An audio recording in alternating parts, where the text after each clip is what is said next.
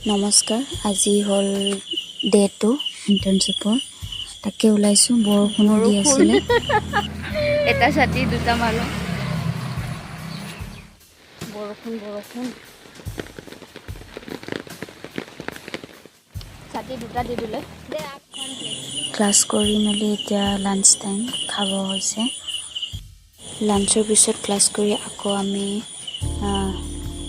ফালে অলপমান কেম্পাছটো ফুৰিলোঁ ক্লাছত মেমে আমাক লটাছ লেক এটা আছে বুলি কৈছিলে ইয়াত ধুনীয়াকৈ পদুম ফুল ফুলি আছে